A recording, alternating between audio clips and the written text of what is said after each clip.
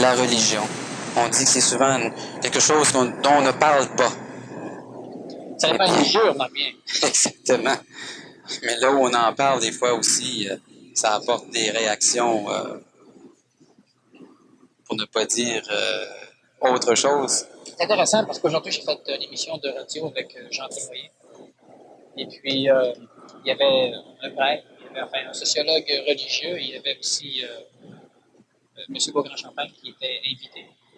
Et puis, c'est assez original d'inviter Daniel Kep avec ces gens, pour la simple raison qu'il y a beaucoup de gens qui sont convaincus que je suis tout à fait athée. Ils ont raison, je remarque, mais il y a beaucoup de gens qui sont convaincus que je suis anti-religion. Alors là, ils ont complètement tort. Et c'était assez surprenant de constater qu'on m'invitait pour venir débattre d'une question, à savoir si les gens allaient à la messe de minuit par tradition sociale, par habitude sociale, ou bien par conviction religieuse. Et le soir même, on fait une conférence, la religion fait au tremplin. Il y a énormément de gens qui, dans leur cheminement de conscientisation, découvrent que dans leur enfance ou dans leur vie, disons, d'adulte, ils ont été paramétrés, disons, encarcanisés, limités par des enseignements, par des formes particulières comme la confession, comme le péché mortel, le péché vinel, comme l'acte de, on appelle ça constriction parfaite. C'était un boa constrictor, tu connais, c'est l'acte d'étouffement parfait. Ils ont appris certaines choses et à un moment donné, ils découvrent que ce qu'ils ont appris n'est pas nécessairement de l'ordre de la réalité, mais fait plutôt partie de l'ordre d'une condition de vérité qui est limitée dans la conscience d'une collectivité, qui est une religion, quelle que soit la religion, quelle que soit la secte. Qui était relié aussi à un temps. Oui. Les gens, lorsque les gens découvrent cela, évidemment, ils se conscientisent, donc ils s'améliorent au niveau du plan évolutif. Ça va de soi. Sauf que lorsqu'ils comprennent cela, ils rejettent automatiquement tout le mécanisme de la religion, tout le mécanisme de la spiritualité, et dans un certain sens, ils ont raison de le rejeter pour la simple raison que ces personnes, qui sont donc de cette phase transitive, ne seraient pas capables de supporter leur condition de conscience s'ils ne pourraient pas rejeter toute l'inconscience qui maintenant les habite encore. C'est-à-dire que chaque chose est ce qu'elle est. L'humain peut en faire. Il peut faire de cette chose une bonne chose et il peut faire de cette chose une mauvaise chose. Lorsque d'une bonne chose, tu la transmutes en mauvaise chose, l'exemple de la religion est souvent pris au niveau de l'évolution, comme par exemple ceux qui évoluent au niveau des médecines douces. L'exemple le plus dramatique, le plus frénétique, c'est la médecine traditionnelle. Il y a des médecins qui charcutent tout rien, puis ceci, puis cela. Bon, c'est le même phénomène. Et je connais pas un acupuncteur, moi, qui va être capable de recoudre un bras d'une personne qui a justement eu son bras sectionné lors d'un accident. Un phytothérapeute non plus. Mais ça, on n'en parle pas. C'est la médecine traditionnelle. La médecine biochimique, la médecine chimique, la médecine dure, qui, en fin de compte, n'est pas bien plus dure que la médecine douce, qui souvent est extrêmement dure aussi. Mais évidemment, les adeptes de l'anti-médecine traditionnelle rejettent cette médecine, comme les adeptes de la conscientisation, à un moment donné, rejettent carrément le phénomène religieux. Sauf que la religion, elle a ceci d'intéressant pour ceux qui se conscientisent. Et là, je veux parler de ce phénomène un peu. Pourquoi? Parce qu'il y a beaucoup de personnes transitives qui sont dans la salle. Il y a évidemment quelques personnes qui pourraient se cataloguer de personnes anciennes, mais en passant, on ne vient pas au centre de l'universalité sur le terrain être ancien, à moins d'être venu à Darcher, menotter, puis baïonner, puis quelqu'un qui a ici. Parce que juste pour se déplacer ici, il faut déjà, disons, être un peu plus... Surtout ce vendredi-ci. Oui, un vendredi, disons le vendredi, la veille avant la fête de Noël, effectivement, c'est assez étonnant de trouver... Enfin, c'est pas étonnant, parce que l'humain est de plus en plus évolué. On dit étonnant, mais ça part à même. À un moment donné, il faudrait être étonné qu'il n'y en ait pas plus, parce que l'humain se conscientise. Ce qu'il faut comprendre, c'est que la religion, c'est un tremplin. Mais comme toute forme de tremplin, n'est-ce pas, si vous allez voir un spectacle aux Olympiques, que vous voyez le plongeur sauter puis se pogner après le tremplin, ben là, le tremplin devient frein. Le tremplin, par définition, est quelque chose qui te supporte jusqu'au moment où tu peux le faire vibrer à un point tel qu'il te garoche. Mais si le tremplin s'agrippe à toi, il y a un problème. Aux Olympiques, quand ça arrive, il y a toujours un élève blessé. Hein? Quand la personne tombe sur le tremplin, il y a un problème. Donc, la religion est effectivement un tremplin. Maintenant, le plongeur qui plonge, est-ce qu'il a le droit de maudire le tremplin une fois qu'il a quitté le tremplin? Et encore là, la majorité des personnes, dans le livre que j'ai écrit, il y a une place où je spécifie justement que l'homme nouveau ne croit pas. Et que ce que la religion de l'homme ancien promet, c'est ce que l'homme nouveau vit. Évidemment, chez l'homme ancien, ça le fait en termes québécois, chez aux oreilles, ceux qui sont un petit peu, ça le fait chier. Bon. Mais c'est impeccable, c'est prouvé que lorsqu'on est constipé, il y a des problèmes de santé. On peut avoir certaines purges qui sont psychologiques, bon, c'est meilleur. Ce qu'il faut comprendre, c'est que l'être humain se sert de la religion non pas comme tremplin, mais comme frein. Et ce n'est pas la religion qui fait cela. On a eu des papes fous, on le sait. On a eu des papes drôlement intelligents. On a eu des prêtres fous, OK. On a eu des prêtres extraordinaires. On dit que la religion a créé des guerres comme les croisades. Ah oui, OK. Disons 50 ans de guerre en 2000 ans. Bon, c'est pire. Hein? Bon, si on regarde les phénomènes politiques, ils ont créé automatiquement plus de guerres que les phénomènes religieux.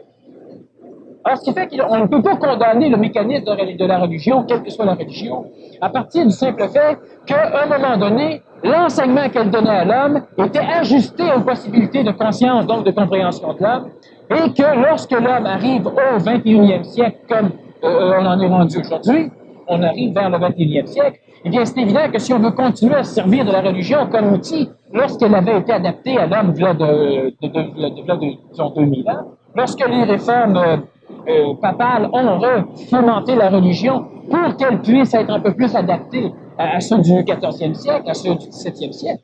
Mais aujourd'hui, plus l'humanité avance, plus les traditionalistes deviennent imbriqués dans leur tradition. Alors aujourd'hui, on a essayé les messes à gogo à un moment donné. Ça n'a pas fonctionné fort. On est rendu à un point tel où l'humain ne veut plus vivre sa tradition, c'est-à-dire qu'il ne veut plus la reformer, il préfère simplement retourner en arrière. Et donc dire que c'est plus comme ça. C'est quoi le problème? Ça fait 2000 ans qu'on est dans une forme de religion, le catholicisme entre autres, et en fin de compte, l'humain vit toujours le même problème. Alors dans l'Antiquité, on disait, là on applique à la lettre, ça change rien. Peut-être que ce qui est donné là doit être interprété par l'homme. Est-ce que la loi doit être vécue ou simplement strictement suivie? Alors on a commencé à interpréter, ce qui a engendré les sectes, ce qui a engendré toute la phénoménologie que l'on connaît aujourd'hui. Après 2000 ans, vu que l'humain n'a pas compris encore l'essence même de l'utilité de la religion, on va en parler de toute façon, après 2000 ans, l'humain se dit, ça va pas mieux. Peut-être que c'est parce qu'on l'a justement interprété. Alors, essayons maintenant de suivre à la lettre. Ça n'a plus de sens.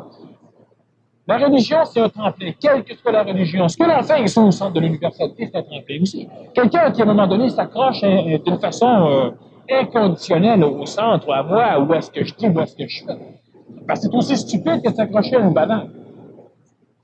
À un moment donné, la poudre, elle va tomber, la banane, elle va mourir, elle va tomber avec toi, elle va te... Mais quand même, la religion, ça représentait quelque chose qu'on ne pouvait pas toucher comme Dieu. Ça représentait d'une façon un peu plus concrète des choses sécuritaires. La religion, une orientation de ces énergies. La religion, c'est l'expression conditionnelle, justement, de l'inconditionnel cosmique. La religion, c'est l'expression dans la tête de l'homme de tout ce qu'il ne peut pas connaître. La religion, c'est quoi? Mais la religion, c'est toute l'ignorance de l'homme focalisée dans les livres sacrés. C'est ça la religion. Et parce que c'est de l'ignorance qui a été, disons, mémorisée, qui a été écrite, qui a été focalisée dans les livres sacrés. On parle de la Bible, on peut parler aussi du Coran, du Talmud, de la Torah, on peut parler de la Bhagavad Gita, on peut parler de différents livres religieux. Lorsque l'être humain ne sait pas d'où il vient, ça rentre dans la religion. L'être humain ne sait pas pourquoi il meurt, ça rentre dans la religion. L'être humain ne sait pas s'il s'est créé ou s'il a été créé, ça rentre dans la religion. L'être humain ne comprend pas le phénomène des maladies, le phénomène des naissances de personnes handicapées. Alors, il place ça au niveau religieux. L'être humain ne comprend pas pourquoi il y a les guerres, c'est religieux. L'être humain ne comprend pas pourquoi il y a l'enfantement, c'est religieux. Bref, la religion, qu'est-ce que c'est? C'est la tentative de l'homme, c'est un contact avec de l'intelligence, avec de l'esprit, mais quand même récupéré par l'homme au niveau de l'homme, pour arriver à permettre à l'humain de vivre une conscience dans l'ignorance. Je ne dis pas que la religion tend à rendre l'homme ignorant, c'est faux. La religion tend justement à permettre à l'homme de connaître. La religion tend à permettre à l'homme de savoir. Sauf que l'être humain doit lâcher la religion. Exactement comme si l'école secondaire te permet d'aller au cégep. Donc, l'école secondaire est géniale. Mais si tu ne sors pas de l'école secondaire, tu ne pourras pas rentrer au cégep. C'est impossible. Le cégep, tu peux dire à un moment donné, ben oui, mais c'est parce que c'est l'école secondaire qui va retire. Pourquoi? Parce que quand tu fais la transition entre l'école secondaire, où il y a des battements de 5 minutes, où c'est qu'on catalogue tous les cours, tu sais, t'es puni quand tu vas pas à ta classe. Rendu au cégep, si tu ne viens pas, on s'en fout. Tu prends le battement que tu veux, tu vas au cours que tu veux, c'est tes notes qui te punissent. Tu n'as pas conscience de ce que c'est qu'une note, mais en fin de compte, tu t'en balances. La sécurité exemplaire de l'école secondaire, tu ne la retrouveras jamais dans un collège, dans un cégep. C'est le même phénomène pour la religion. La religion, c'est l'organisation structurée de l'ignorance de l'homme. Et c'est une religion. Et c'est là pour permettre à l'homme de se relier à un moment donné à quoi? Ben ça, c'est pas grave, les religions, chacun leur mot, mais fondamentalement, on en revient un peu tous à la même chose. Et on peut dire que la religion s'est organisée pour que l'être humain se relie à Dieu. L'homme égoïque se relie à Dieu. Dieu, on ne sait pas ce que c'est non plus, donc c'est expliqué dans la religion, parce que dans la religion, il y a d'expliquer l'ignorance de l'homme. Ce Dieu peut être toi, ça peut être ton esprit, alors que tu sois te relier à toi, ou te relier à Dieu, ou te relier au Créateur, ou te relier à ce que tu voudras. Une chose qui est conditionnelle de la religion, elle est là pour te permettre de te relier. Sauf que la religion n'est pas là pour libérer l'homme d'elle-même. Et ça, c'est fondamental. La religion, c'est comme un gouvernement, c'est un gouvernement spirituel. Qu'est-ce que c'est le gouvernement? Le gouvernement, il a une fonction, je l'ai déjà dit, maintenant on peut l'appliquer au gouvernement spirituel. Parce que les religions sont des gouvernements spirituels qui veulent avoir au niveau des élections, ils veulent avoir des êtres humains. Alors on convertit, on fait une propagande et puis on veut avoir du monde. Plus il y aura d'humains, plus la secte risque de devenir une religion. Donc les tribus font partie. La religion est un gouvernement spirituel et tout gouvernement a comme fonction première de continuer d'entretenir ou d'instaurer les conditions sociales ou spirituelles qui oblige la présence de ce gouvernement. Donc, la religion de l'islam, les prêtres, toute la religion organisée islamique, est là comme fonction première de nourrir la condition du peuple qui rend essentielle la présence de l'islam. La religion catholique romaine, c'est le même phénomène. Elle a comme condition première, comme fonction première, d'obliger le peuple à avoir besoin d'elle. Tout gouvernement est là pour ça. Le gouvernement libéral va créer une condition sociale pour qu'on le remette en élection la fois d'après. Le gouvernement du PQ va faire la même chose, le conservateur va faire la même chose, les gouvernements militaires font la même chose. Les gouvernements militaires, pour rester en place, ce sera pas long. Qu'est-ce qu'ils font? Ben, ils fomentent des petites révoltes, des ceci, des cela, ce qui oblige le peuple à avoir besoin du gouvernement militaire. Le gouvernement spirituel, les religions, c'est le même phénomène. Il faut comprendre que la religion n'est pas là pour remplir millionnaire, elle est là pour initier l'homme. Sauf que l'initiation de l'homme ne provient pas de la religion, l'initiation de l'homme provient justement du temps où il va quitter la religion. Mais c'est justement le contraire qu'on comprend, parce que finalement, si on est initié, on doit être initié à l'intérieur même de la religion. On dirait que même la religion, c'est tu nais dedans, puis tu meurs dedans. Le problème, c'est que si tu es initié dans une religion, ici, on entend toujours par religion catholicisme, mais disons que la religion parle des religions. Si tu es initié à l'intérieur d'un cercle fermé, tu vas être capable de vivre mieux dans le cercle fermé. Mais le cercle fermé, est-ce qu'il est en résonance avec la réalité cosmique? Il n'y a pas une religion, il y a plusieurs religions. Il y a des régions planétaires qui ne connaissent pas de religion. Mais chacune pense que c'est de la religion. Et c'est un problème. Si chacun pense que sa vérité est la vraie, c'est justement une preuve que les vérités sont des illusions, des colorations, des adaptations de la réalité. Mais finalement, je t'écoutais, tu disais, les religions semblaient vouloir rendre les gens un peu esclaves. Moi, ça m'a toujours apparu comme différent. C'est-à-dire faire évoluer l'homme. Elles le font, et c'est une condition essentielle de la survie des religions, obliger l'humain à ne pas quitter la religion. C'est un non-sens. Ce n'est pas un non-sens, c'est même extrêmement intelligent, cosmiquement, c'est intelligent. Du point de vue de l'homme, lorsqu'à un moment donné, ma mère rentre à l'église, elle va voir le prêtre, elle va se confesser qu'elle a 3 enfants, qu'elle n'en veut plus. Le prêtre va faire du confessionnal, il gueule devant tout le monde, puis elle garage en dehors de l'église. Elle a compris le message et plus jamais retourner à l'Église. Bon. Là, elle va dire telle chose, c'est tout à fait idiot. Ça, c'est le prêtre, ce n'est pas l'Église. L'Église, elle est là pour que l'humain reste à l'intérieur. L'Église, elle est là, quelles que soient les églises. Elles sont là pour conserver les fidèles. Les fêtes traditionnelles sont là pour réénergiser, pour restimuler la nostalgie, justement, de l'état de croyant, de l'état de foi, de l'état de béatitude dans ces mécanismes religieux. Le problème ne vient pas justement du fait que si la religion a vraiment bien fonctionné à un moment donné, était vraiment à son apogée énergétique sur le plan spirituel, mais là, on va se raccrocher à ce niveau-là parce qu'on pense qu'on a peut-être manqué notre coup parce que maintenant, la religion a de moins en moins d'importance. Où est-ce qu'était le manque dans ça? C'est que finalement, il n'y en avait pas de manque. Non, je vais revenir sur le point de vue de l'homme et le point de vue cosmique de la religion pour qu'on comprenne. Il est normal pour l'homme d'accréditer une religion, et si on l'instruit de sa naissance à cette religion, c'est évident qu'il sera prêt à mourir pour ce Dieu et qu'il sera prêt à se défendre au nom de cette religion.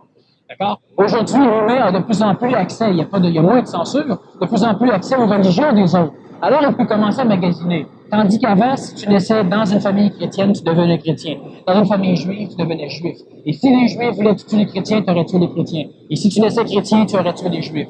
Bon, ça ne dépendait pas d'une consonance intérieure, ça ne dépendait pas d'un point de vue cosmique, mais bel et bien d'un point de vue humain. Bon, le peuple est où? C'est l'orgueil majeur disons, des gouvernements spirituels. Ce qu'il faut comprendre, c'est que la religion, elle est là, premièrement, pour paramétrer l'humain qui n'a pas une consistance de conscience suffisamment élaborée pour arriver à supporter son ignorance. Ne pouvant supporter son ignorance, il le fait supporter par la religion. Alors, il va y avoir donc des divinités qui, à un moment donné, vont être monothéisées, c'est-à-dire qu'on n'aura plus plusieurs dieux, on aura un dieu. Et c'est ce Dieu qui daignera cacher les choses à l'homme, ce qui permet à l'homme de pouvoir supporter son ignorance parce que c'est Dieu qui le lui donne. C'est merveilleusement intelligent parce que lorsque l'humain ne comprend pas, ne sait rien, n'a même pas de conscience qu'il est là, ben, il se pose pas de questions, où c'est que je vais, qu'est-ce que je fais, puis il lui fait chier, ça va là. Parce que l'humain commence à avoir juste suffisamment de vibrations de conscience pour pouvoir voir qu'il vit. Il veut vivre. Et il n'a pas suffisamment de conscience. Son cerveau, le néocortex est à peine vibrant. Chez ce genre d'humain, on retourne un peu à son début même de l'Empire égyptien. Et à l'époque de Sumer, l'être humain n'a pas de conscience, n'a pas de cerveau pour pouvoir poser les questions convenablement. Donc, il ne peut pas élaborer ou comprendre une réponse convenable. Alors, lui va dire, pourquoi Dieu fait qu'il pleut?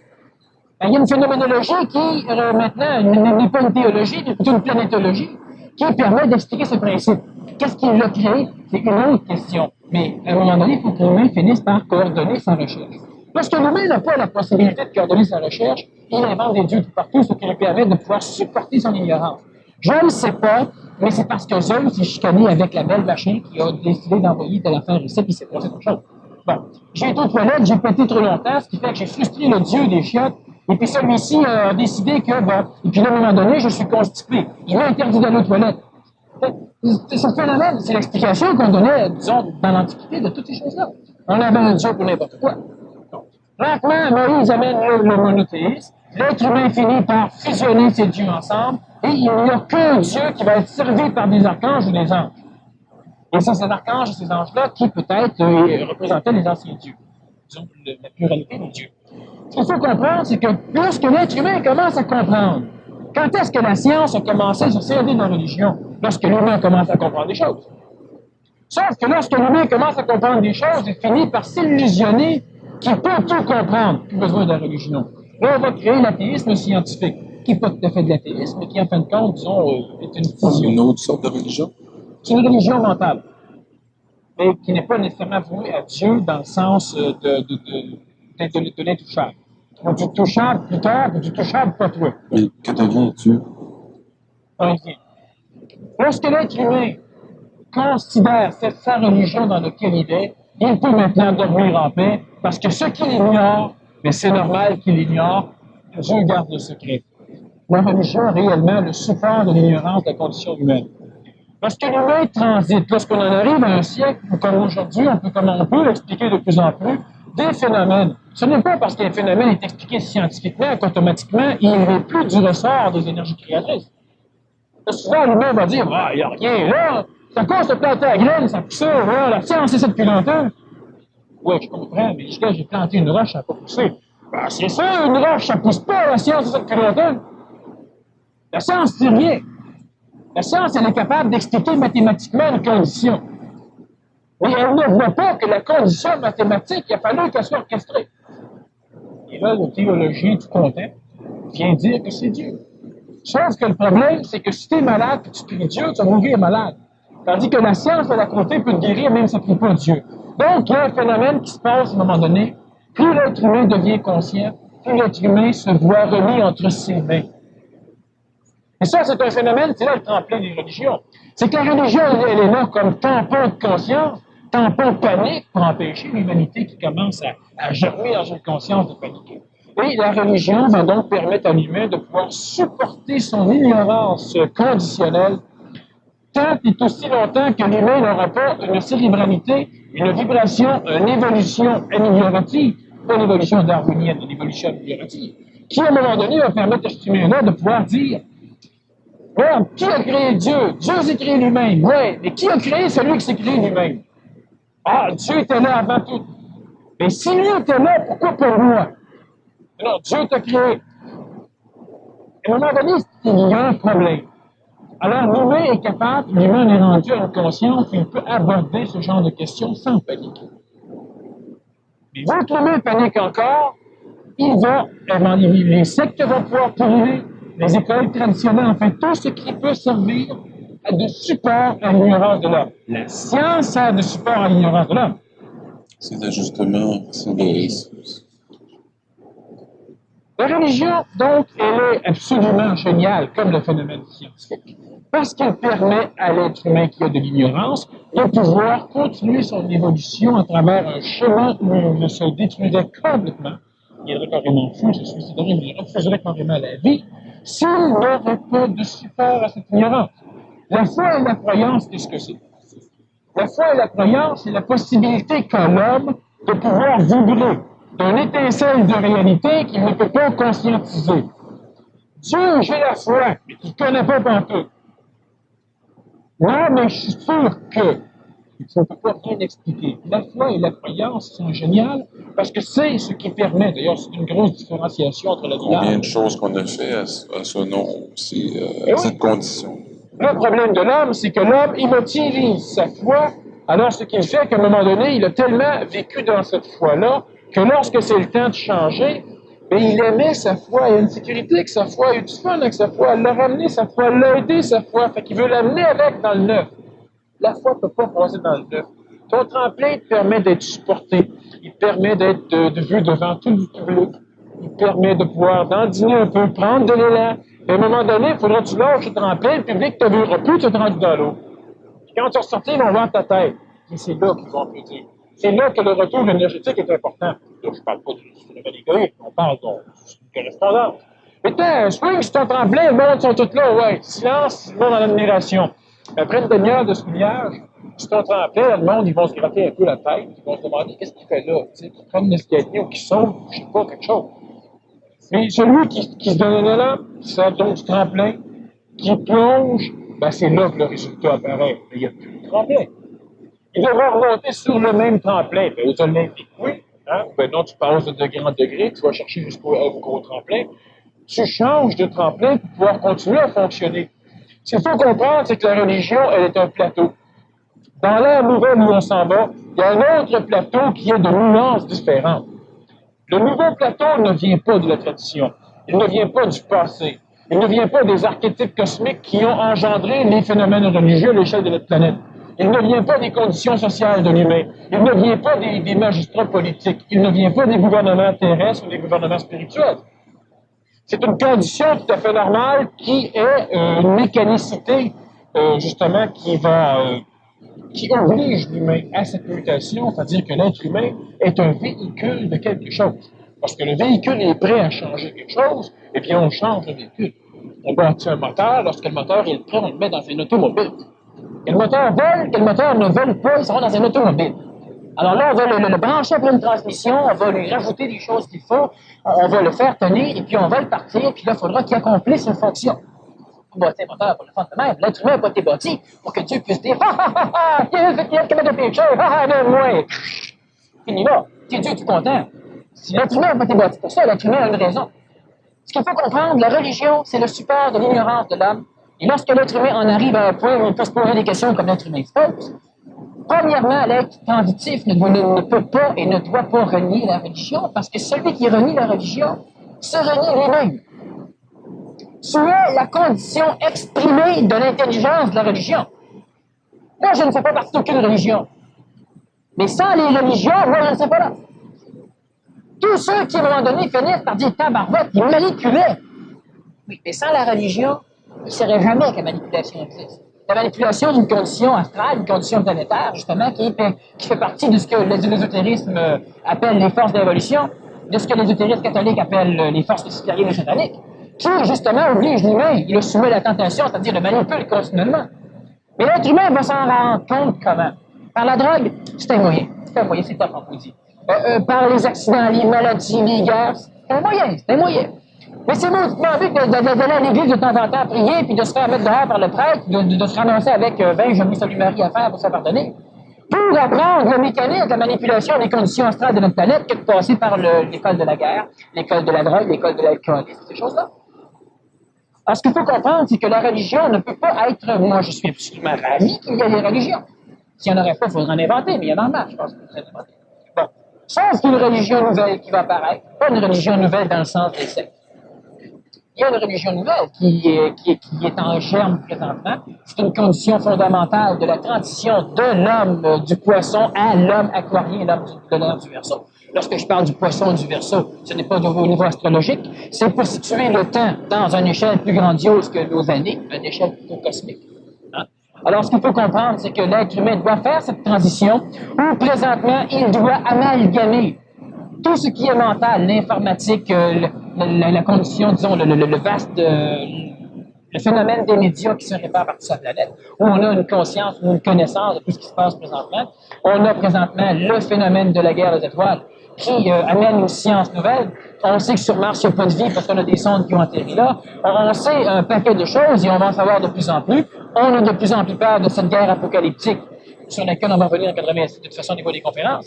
Mais l'humain est de plus en plus confronté, et c'est normal que vous expliquiez pourquoi, de plus en plus confronté à sa partie intuitive, la partie religieuse ou théologique ou émotivo-théologique, et sa partie intellectuelle, la partie cartésienne, la partie scientifique, la partie logique, mathématique. L'être humain qui essaie de faire un amalgame entre les deux, il peut y parvenir, sauf qu'il devient un marginal. Einstein croyait à Dieu. Ça ne l'empêche pas d'expliquer la fission d'atomes. Mais il ne pensait pas Dieu comme les fidèles à l'Église pensent à Dieu. Et il ne pensait pas la science comme les fidèles à l'université pensent la science. Il avait réussi un amalgame particulier qui lui permettait de pouvoir faire des phénomènes atomiques, de pouvoir prendre part à la construction de la première bombe nucléaire et de pouvoir dormir très bien le soir malgré qu'il savait ce que ça pouvait engendrer. Bon. Lorsque l'être humain en arrive à cette guerre entre sa partie cartésienne et la partie, intuitive, c'est ce qui se passe dans nos sociétés, où justement on a de plus en plus de débats comme on m'a invité aujourd'hui. Est-ce que l'humain va là par habitude ou par conviction? On a de plus en plus de débats sur le phénomène religieux. Il y a des personnes, des auditeurs et auditrices qui donnaient leurs commentaires. Les religions, c'est de la merde, ça ne compte que des menteries, ça fait ceci, ça fait cela. Un autre disant absolument pas, c'est par conviction religieuse, c'est ceci, c'est cela. Dans la société, dans la conscience collective, le phénomène de l'homme nouveau, il est déjà là. Tandis que c'est pas moi qui l'amène, moi j'ai simplement mis des mots sur des choses qui sont déjà là. C'est tout, mais je n'amène absolument rien. Il y a des mondes dans le passé qui en ont parlé drôlement avant moi, dans leurs mots. J'ai mis des mots sur des choses pour pouvoir communiquer. Mais on a déjà cette scission entre l'intuition. On l'a toujours un peu eu. Mais là, on l'a non pas dans des segments complets de la population, les scientifiques et les théologiens. Là, on l'a dans presque chaque individu. Moi, je ne crois pas en Dieu. Non, mais est-ce que tu penses qu'à un moment donné, il s'est passé quelque chose pour que tu apparaisses? Oui, tu peux pas me dire non, tu sais, c'est là. Bon, est-ce que tu crois que c'est quelque chose d'intelligent? Et même celui qui ne croit pas en Dieu, je suis capable de lui poser des questions, puis finir par lui faire dire, ben oui. T'en es-tu sûr? Non. Alors, mets le nom que tu veux, de plus en plus, il y a un amalgame entre l'intuition et l'intellect. Et lorsque l'être transitif finit par rejeter la religion, donc il calcule que la religion est un frein, c'est qu'il ne fonctionne maintenant que de sa vibration intellectuelle, et cette vibration intellectuelle n'a jamais été inclue dans la vibration religieuse. Tandis que le théologien, qui à un moment donné, ou le gars ou la fille qui a fait différentes manœuvres, revient à la religion, elle ne peut plus faire autrement que de croire, exclusivement de croire. C'est que maintenant, elle vibre que de sa partie intuitive. Ce qui, évidemment, n'a jamais été inclus dans la partie intellectuelle. Et de plus en plus, les individus commencent à vibrer des deux phénomènes. Ça, c'est le phénomène même de l'homme transitif. Et je répète, je ne parle pas qu'une classe sociale vibre d'une chose et un autre d'une autre chose. Je parle que chacun des individus, la majorité, sont en train de vibrer les deux. Et là, il y a la guerre. Quand la partie intuitive prend de l'ampleur, on se demande si on a bien fait, on est un peu culpabilisé, puis on veut revenir un peu, mais on n'ose pas trop, mais on ose beaucoup. Et quand la partie intellectuelle reprend le dessus, ben on ne comprend pas comment ça se fait qu'on s'en fait avoir. Bon. La religion, c'est un tremplin parce qu'au niveau de l'évolution cosmique de la planète Terre, quelle que soit la religion, c'est la condition sine qua non pour permettre à une intelligence d'être terrestrifiée, donc de devenir de l'âme, de l'humain qui ne sait même plus qu'est-ce qu'il fait, qui ne sait même plus d'où ce qu'il vient, qui ne comprend rien à rien. Pourquoi? Parce que s'il comprendrait, il ne resterait pas sur la planète, pour qu'il reste, faut qu'il ne comprenne pas. Pour qu'il ne comprenne pas, on le coupe. Il se coupe lui-même lorsqu'il vient terrestrifier de sa mémoire cosmique, donc il ne sait plus. Et pour qu'il puisse se remettre à réévoluer de façon à pouvoir avoir une conscience typiquement matérielle, et qu'il puisse entrer en contact avec ses clients. C'est un gros loup, c'est un maître. On en a plein qui viennent du Tibet, qui viennent d'un peu partout, qui justement ont comme fonction, ils n'ont pas le choix, d'amener l'humanité à quelque chose, parce que les autres sont bloqués. C'est le même phénomène pour le comte de Saint-Germain, puis pour un paquet d'autres quand même. L'être humain évolue planétairement et il a une évolution cosmique. Parce que l'être humain placé sur le plan planétaire, il ne peut pas se rappeler parce qu'il voudrait centrer son camp. Le problème des conditions lucifériennes est justement qu'à un moment donné, il y a un phénomène intelligent, énergétique, supramental, qui a refusé d'être terrestrifié. C'est-à-dire que lorsque ce phénomène est arrivé, l'homme existait déjà.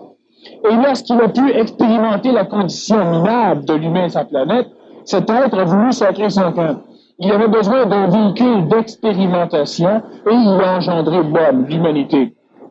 Parce qu'on dit que le Dieu créa l'homme à son image, à sa ressemblance. On sait très bien qu'il y a différents paliers de Dieu. Ça peut être Jéhovah, ça peut être Yahvé, ça peut être Manitou, ça peut être Quetzalcoatl, ça peut être on en a un paquet à Allah et d'autres. Mais ce qu'il faut comprendre, c'est que l'être humain a été créé par quoi? Si on vient de prendre la Bible et la lire convenablement, on se rend compte que la condition expérientielle de l'humain présentement sur la planète a été créée parce que la Bible appelle Lucifer. C'est le Père créateur de l'homme sur la planète. C'est pas Dieu. Dieu a créé une condition de véhicule, et puis à un moment donné, il s'est passé de quoi? Qui, justement, a engendré des enfants. Hein? On connaît très bien les deux enfants qui sont nés. On a Caïn, puis on en a d'autres. Et ça a créé deux conditions expérientielles sur le plan planétaire qui sont directement une descendance luciférienne, c'est-à-dire une descendance d'êtres humains qui ont une seule vibration au niveau de leur âme, c'est celle de sacrer son camp pour retourner vers Dieu, mais ces êtres humains ne peuvent pas comprendre la condition expérientielle essentiellement cosmique de leur présence sur le plan planétaire, celle de faire en sorte que la lumière puisse connaître, que la matière puisse connaître la lumière et vice-versa. Parce que l'être humain est dans ses conditions religieuses, il évolue, et la condition religieuse est la récréation du cadre adapté à l'humain de ce qu'il vivait avant d'être terrestrifié, planétarisé. L'être humain vit donc dans ce schéma de religion, quelle que soit la religion, qui nous permet d'avoir une évolution de conscience, de pouvoir découvrir l'amour, de pouvoir découvrir l'entraide, mais sans paniquer, il ne comprend pas tout. Mais la religion lui permet de ne pas tout comprendre et de pouvoir continuer à évoluer. Donc, la religion est un phénomène cosmique. C'est pas l'homme qui est monté en religion. L'homme est embarqué dans la religion. C'est un phénomène qui est créé par des conditions intelligentes.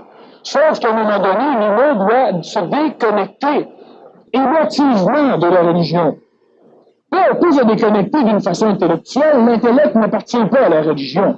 Lorsque l'intellect veut condamner la religion, c'est une stupidité. C'est comme lorsque la religion avant veut condamner la science. La Terre, elle n'est pas ronde. C'est pas écrit dans la Bible. C'est pas écrit dans la Bible, peut-être. Mais ça n'empêche pas que la Terre est ronde. En tout cas, elle a une forme ronde, c'est photographique. Elle a une forme ronde quand elle se promène, puis il y a des mécanismes. La religion condamne et la science condamne aussi la religion. Le tremplin, il est génial. Sauf qu'à un moment donné, l'humain doit arriver à se détacher émotivement de ce tremplin. La religion t'a amoureux à quelque chose, soit. Le marteau te permet de planter des clous, soit.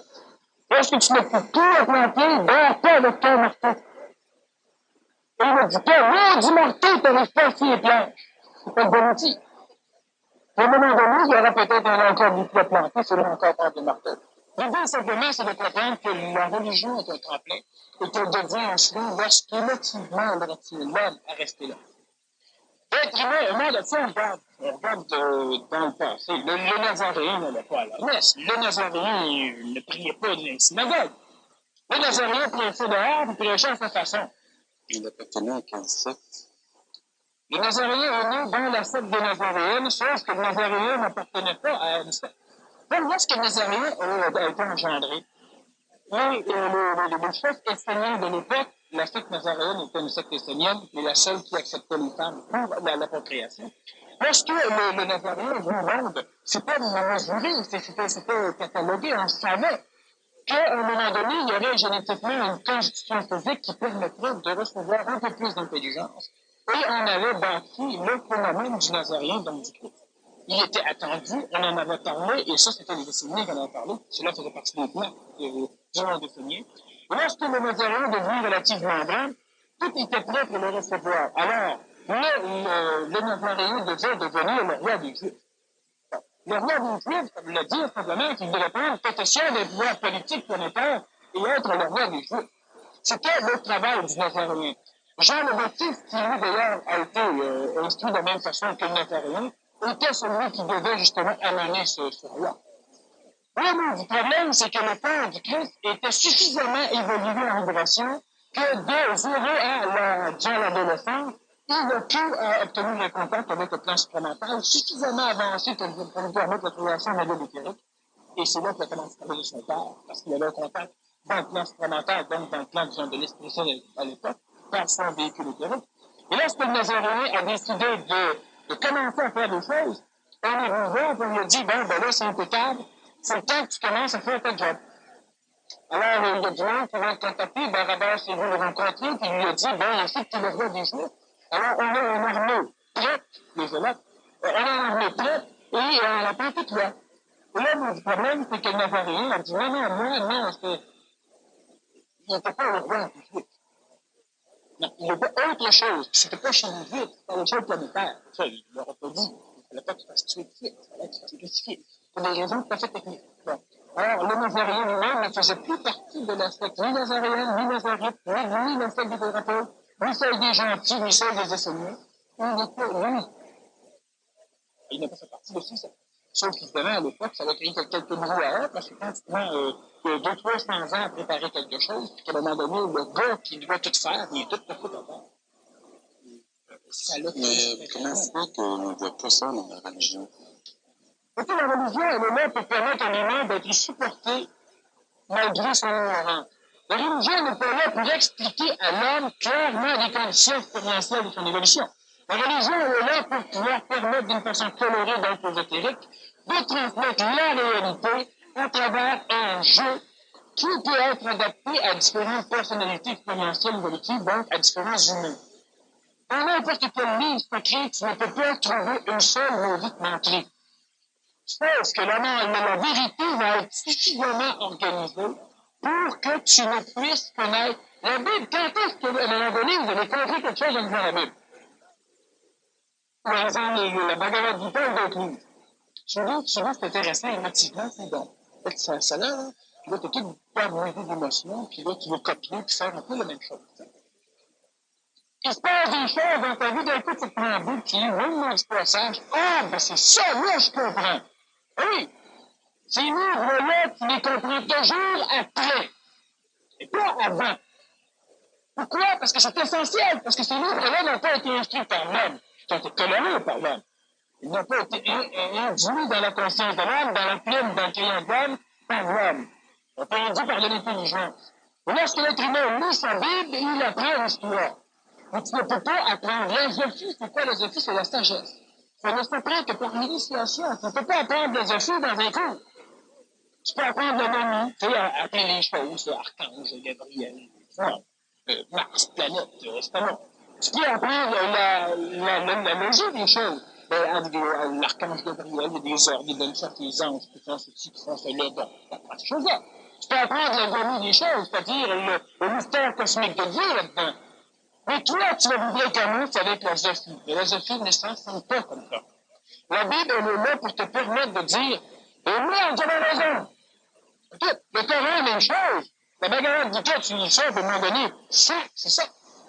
Mais quand tu lis avant, et quand tu lis avant, tu remarques le phénomène émotif qui colore tout, qui t'invite, tu deviens vu de cette chose-là, et tu n'arrives plus à comprendre.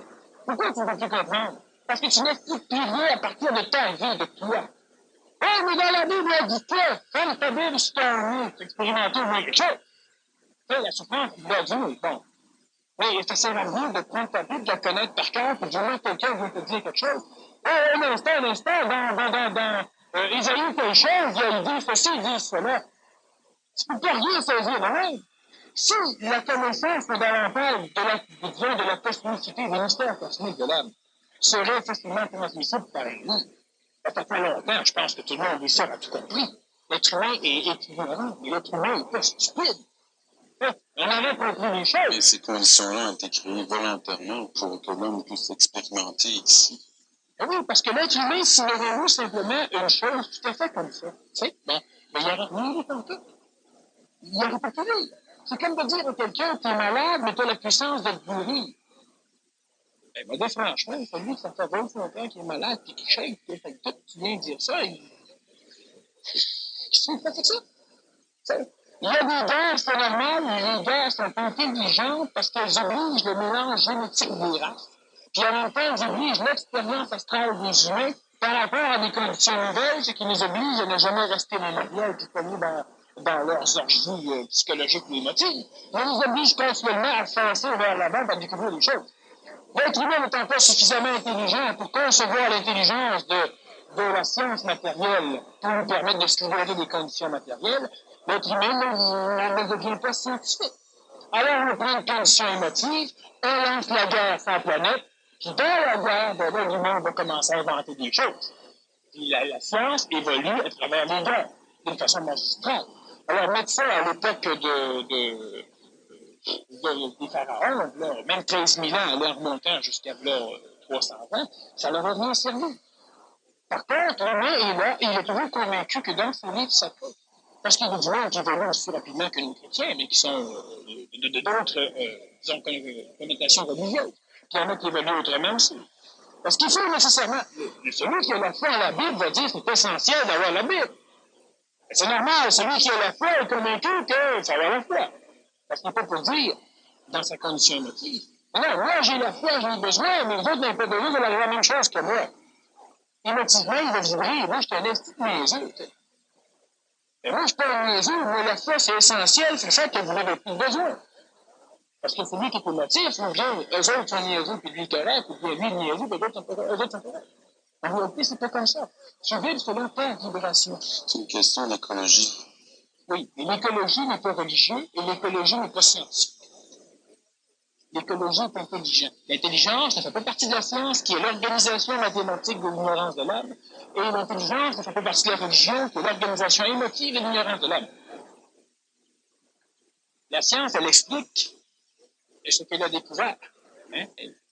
C'est le reste de l'ignorance. C'est ça, la science. La religion, c'est le même phénomène, sauf qu'il y en a un qui est cartésien, l'autre qui est émotif. Tout à l'heure, tu parlais que l'homme connaîtrait une nouvelle religion. Hein?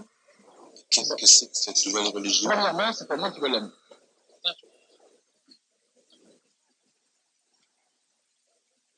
Les religions de l'Antiquité ont servi surtout à relier l'homme à l'homme. Religion relie Gareth, c'est relié. le yoga est une religion parce que yoga veut aussi dire relier. Après, yoga, c'est la base matérielle, mais on a différentes formes de yoga. Les religions de l'Antiquité, même s'ils ont été communiqués comme étant la possibilité de relier l'homme à Dieu, n'ont jamais eu cette fonction cosmique. Ils avaient comme fonction cosmique de relier l'homme à l'homme. Donc, de collectiviser l'évolution de l'homme de façon à la braquer vers un endroit, un seul Dieu plutôt qu'un paquet de dieux, pour faire en sorte que l'humain cesse de s'entretuer pour que l'humain finisse par devenir quelque chose comme une planète. Il y a encore quelques religions et lentement l'humain s'en va vers l'ultime religion planétaire. La religion qui va permettre de relier l'homme à l'homme, mais il y aura plus 156 religions, il n'y aura qu'une seule religion, une religion mentale. Et jusqu'à là, on n'a eu que des religions émotives, et même inmotivées émotives. Oui. Bon. Hein? Et on se dirige vers l'apparition d'une religion mentale. La religion mentale, c'est une religion qui va être capable de comprendre le mécanisme de l'écologie. Donc, elle sera une religion induite directement par de l'intelligence. C'est-à-dire que la religion mentale ne sera pas une religion qui pourra être prêchée dans le but de convertir. Les humains vont d'instinct finir par imbriquer lentement leur côté intuitif, leur côté cartésien, donc intellectuel, pour lentement finir par accréditer la condition mécanique, mathématique d'une loi qui régisse l'humain. Tu plantes une graine, il va pousser une graine. Il va pousser un arbre, il va pousser quelque chose. Tu fais ceci, il va venir se passer ceci. Puis l'humain apprend, l'humain va devoir justement arriver à allier sa science cartésienne à son feeling, son intuition théologique, même théosophique, qui induit la sagesse par l'expérience. La religion mentale, c'est quelque chose qui va être amené comment? Lorsque la religion a une puissance supposément apparente, lorsque dans un endroit, tout le monde prie, et subitement, il y a la guerre, puis on défait tout ce qu'il y a là, la religion, tu n'y crois plus. C'est pénible. Certains encore vont y croire, mais aujourd'hui, ça fait de moins en moins ça. Parce que plus l'être humain a la faculté, disons, de scientifiser ce qu'il vit, donc d'être, disons, cartésien ou intellectuel, alors, s'il y aurait quelque chose, il va vouloir s'en remettre au phénomène divin. Qu'est-ce qui va arriver vers ceci? C'est plate. Ben, ça fait longtemps qu'on en parle, puis à un moment donné, il faudra qu'on en parle, puis un jour, on en parle au passé. Pour l'instant, on en parle un peu encore disons, au futur simple, là, mais à un moment donné, on en parlait à l'imparfait. C'est tout à fait imparfait, mais encore. Puis un jour, quand on va comprendre, on va parler plus que parfait. C'est pas ça, fait. C'est très bien, tu sais. C'est pas une farce, c'est un jeu de mots, c'est comme dirait Nietzsche. Bon. Parce qu'il faut comprendre, c'est que l'être humain s'en va vers une phase où la science va tenter de le détruire et où la religion n'aura pas la puissance de le supporter. Donc, l'être humain va se ramasser dans une condition expérientielle et événementielle où il va de plus en plus s'accrocher à la maudite science, puis tu n'ouvres pas Dieu nulle part dans cet événement-là. Ne pouvant s'attacher à l'intuition, ne pouvant s'attacher au cartésianisme, donc à l'intellect, à la science, ni à la religion, il va se ramasser tout seul en face de lui. Il ne se trouvera pas beau. Pourquoi? Parce qu'il aura toujours été imbu d'être sauvé par l'extérieur, mais n'aura jamais appris à se supporter lui-même à travers les choses. On dit dans l'Antiquité, parce que j'explique qu'on ne peut pas compter des balles de nuit. Fais les premiers pas et le ciel t'aidera. Mais les premiers pas, c'est pas de t'asseoir sur une balle nucléaire et dire j'espère qu'elle sautera pas. Mais pète pas, parce que si tu pètes, c'est un petit peu quand chose des détonateurs, puis ça va péter, puis ça va péter. Tu ne peux pas dire, il y a des choses qui doivent être faites. Et ça, les premiers pas, ce n'est pas d'induire une prière. Ça veut dire que tu dois finir par supporter la gestion de ton évolution. Pour pouvoir te déplacer de l'endroit d'ignorance où tu es à l'endroit où il y a le savoir. Parce que l'être humain, sans but de connaissance, il ne se déplace pas, il s'illusionne que le savoir vient à lui. Ça marche pas comme ça. Bon. Ce qui va arriver, c'est que dans les conditions expérientielles et événementielles qui sont, disons, là encore, que vous avez donné, on peut pas se préparer. On peut encore boire du brandy. C'est là. Bon. Lorsque ces conditions vont apparaître, l'humain va se ramasser assis à terre dans la rue. Et puis là, il va soulever les briques, il va regarder les choses, puis il ne trouvera pas aucune trace de de ces dieux. Ça ne veut pas dire que ces dieux ne sont pas existentiels en ce sens que ça ne change rien. Mais l'humain ne verra pas. C'est la phase finale, d'ailleurs, on va revenir en janvier sur l'initiation, justement, de l'humanité au niveau de l'ère du Verseau. Et l'humain ne pourra pas dire, ben la science, elle vient de te péter un peu de face, la science. Puis la religion n'a su empêcher rien. Alors, l'humain devra donc se retrouver chez lui, et se retrouvant chez lui, il va être obligé de faire une fusion, non plus une scission, entre son phénomène intuitif, parce qu'il y aura toujours le maudit phénomène qui va lui dire « Mais Dieu ne veut pas, même la guerre, même ceci, même cela. » Il fallait que ça parte de quelque part. Ça n'empêche pas que si Dieu ne peut plus empêcher, disons, une destruction d'une quantité d'humains, ça n'empêche pas que la Terre existe, mais il a fallu qu'à un moment donné, quelque chose crée quelque chose. Ou que quelque chose s'auto-crée. C'est l'intuition. Mais là, il va chercher la puissance, il va dire, cette intuition-là, elle me dit qu'il y a quelque chose. Mais elle me dit en même temps que merde observe à travers ce qu'il y a là, puis on n'est pas à côté de la trappe. En même temps, le phénomène scientifique va pouvoir instruire l'humain que la science, c'est la puissance magistrale pour faire des choses. Emploie-la d'une façon émotive, d'une façon plus croche au travers, tu as le résultat présentement. Quand tu pourras fusionner les deux, mais pas fusionner intellectuellement, quand tu pourras vibrer les deux. Le nouveau, c'est justement ce qu'il est. Le nouveau est la promesse des religions. Et la religion ne peut pas annuler la promesse parce que la religion est là pour, je le répète, conserver le cadre social et planétaire qui nécessite sa présence. C'est intelligent. Est-ce que c'est à la religion de libérer l'homme d'elle-même? Mais non, c'est l'homme qui évolue, pas la religion. C'est une mécanique. Oui, c'est à l'homme de se libérer de lui-même. Lorsque le prêtre dit, voilà, tu as suffisamment compris maintenant, ne viens plus te faire confesser, regarde-toi dans le miroir, trouve-toi beau. Mais le prêtre peut se tromper, d'un coup que la personne n'est pas prête à supporter ce qu'elle fait, sans culpabilité. Le prêtre est bien me dire, venez à la confession, Dieu va prendre vos péchés en main. C'est-à-dire que tu vas finir par accepter que tu es un humain et que tu ne peux pas continuer à faire quelque chose. Ça te sent coupable. La journée que toi, tu es pas capable de, ça va être à toi de pas y aller. C'est le prêtre. Comme ça, ne sont pas d'évolution intelligente. On peut dire qu'on est sûr de ne pas faire d'erreur. Mais qui est prêt, fait le mouvement. Il supporte. C'est sûr qu'il est prêt, et il fait le mouvement. C'est lui qui ne fait pas le mouvement, c'est lui qui n'est pas prêt. Et du monde, de temps en temps, il va me voir, moi, est-ce que pensez-vous que c'est bon pour moi de faire le séminaire PMC1 sur l'âme nouveau? J'ai aucune idée, moi. Si vous le faites, peut-être que c'est parce que vous êtes prêt, ou c'est le temps, ou ça vous va. Si vous ne le faites pas, c'est parce que ça ne vous va pas, vous n'en avez pas besoin, vous êtes pas prêt. Je pense que ça de vous voulez. Mais c'est pas à moi de vous dire si ce sera bon ou ce sera pas bon. Il y a des humains pour qui c'est bon, il y a des humains pour qui c'est neutre, des humains pour qui c'est pas bon. Vous dites, c'est pas bon, vous allez vous dire. Je pourrais me tromper. Et c'est à l'homme de se prendre en main et de décider.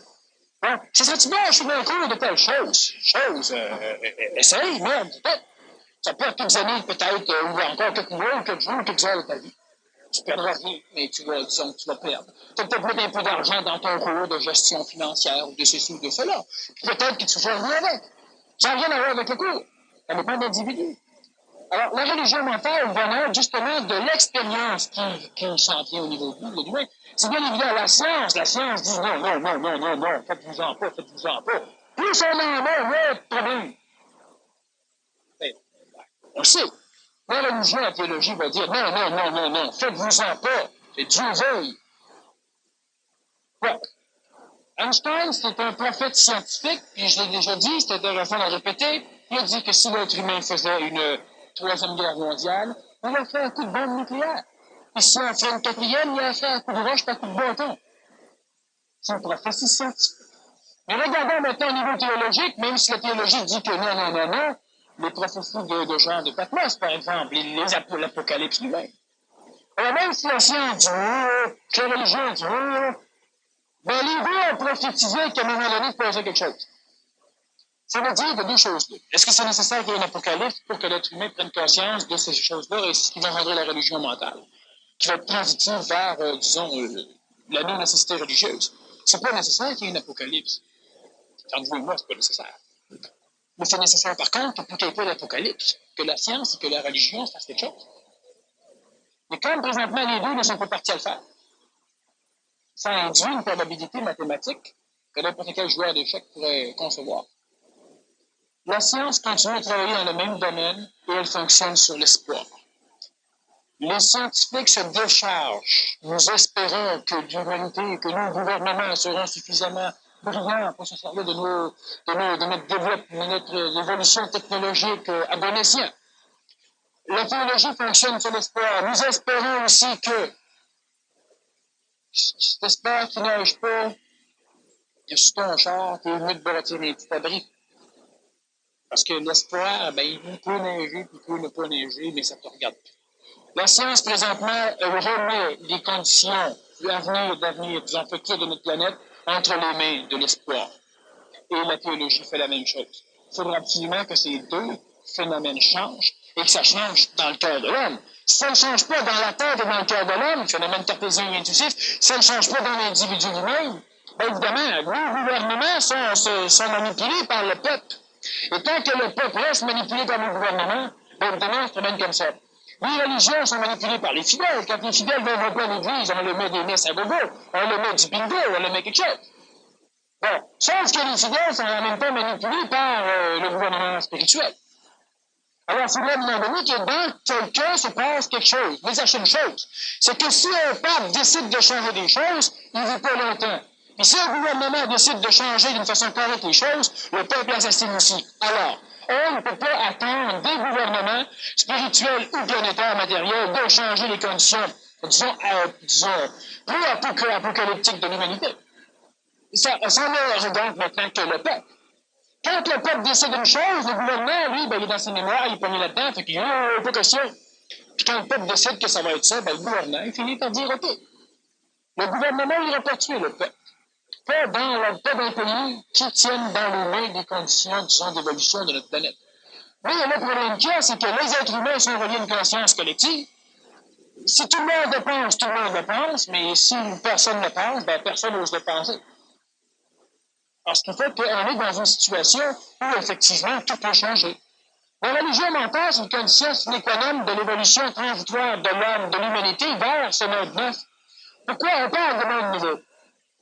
Un monde nouveau, bon, c'est émotivement le monde nouveau. C'est la paix, les arts, le plaisir. Scientifiquement, le monde nouveau, c'est les satellites dans l'espace, c'est faire pousser les choses dans le Sahara, éliminer les conditions de famine sur la planète. C'est, bon, on a deux visions totalement différentes. À un moment donné, il faudrait qu'il se passe quelque chose. La religion mentale, c'est la fusion intérieure entre chaque humain du phénomène, disons, intuitif et du phénomène cartésien. Et ça va s'opérer par l'initiation par le feu. Ça regarde pas de bombe nucléaire, c'est le terme, disons, ésotérico-religieux. Et aussi un peu scientifique, enfin, la fusion.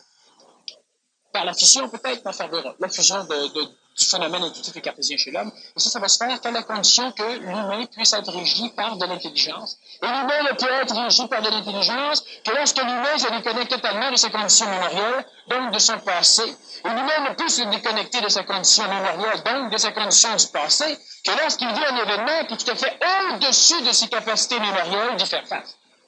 La personne qui n'a jamais vécu d'accident d'automobile, qui n'a jamais rien vécu de ça, qui ne sait même pas que ça peut exister, le papou, en Nouvelle-Guinée, qui se promène, qui sort sur son petit parc pour chasser quelque chose, il y a un Boeing qui tombe sur l'animal qui vient pour tuer. T'sais.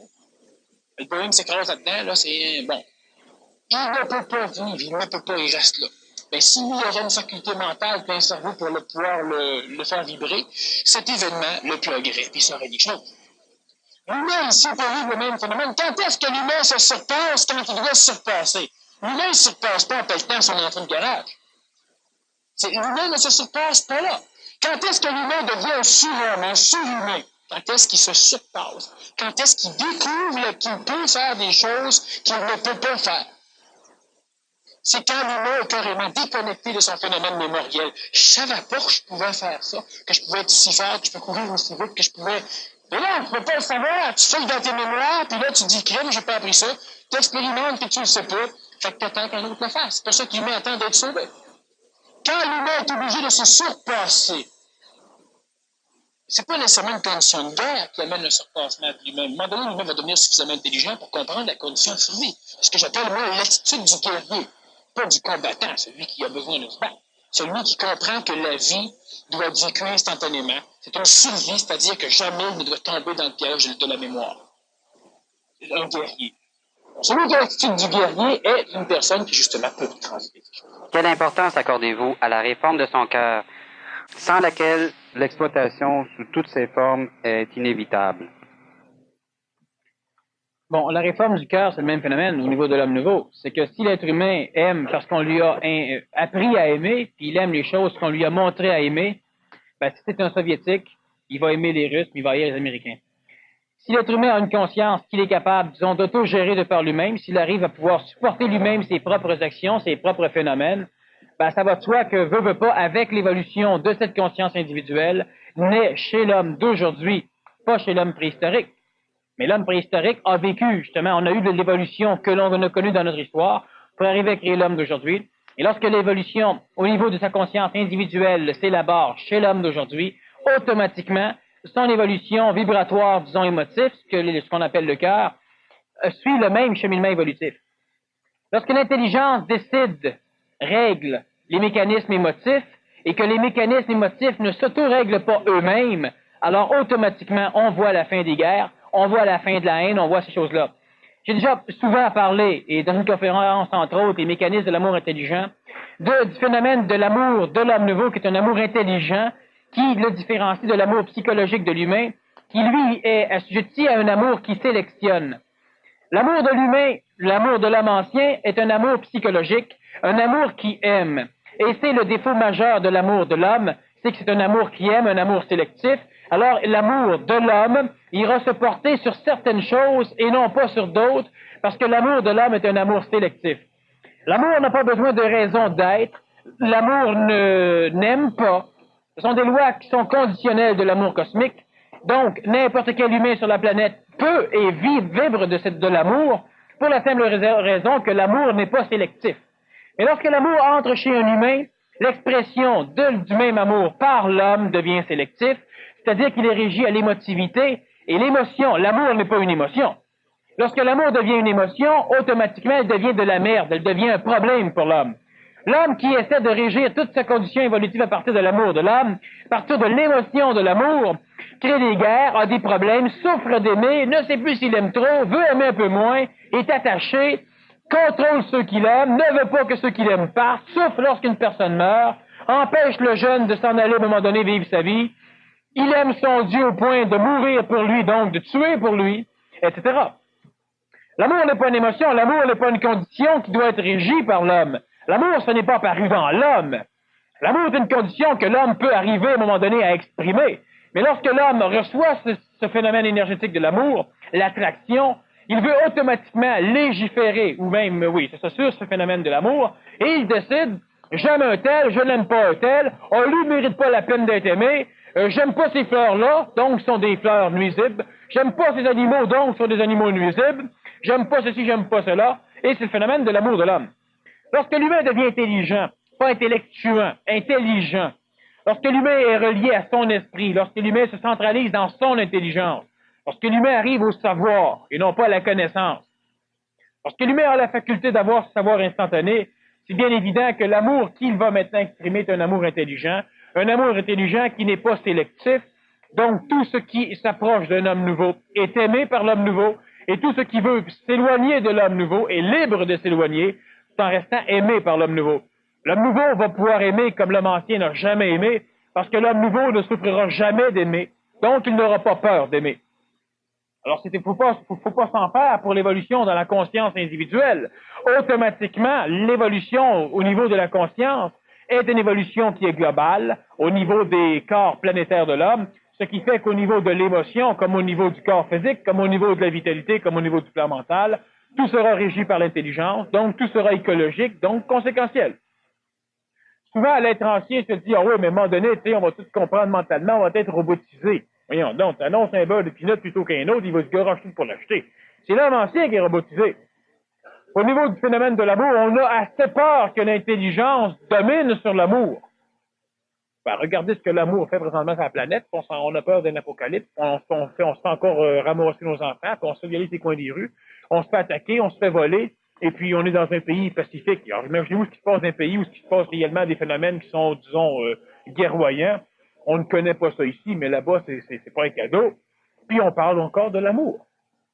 L'amour régi par l'émotion de l'homme, donc l'amour régi par l'expérience de l'homme. L'humain n'a jamais expérimenté une condition réelle d'amour. Il essaie, à partir de l'expérience incomplète qu'il a de l'amour, de régir l'amour. Mais imaginez-vous. Alors, c'est ce qui se passe.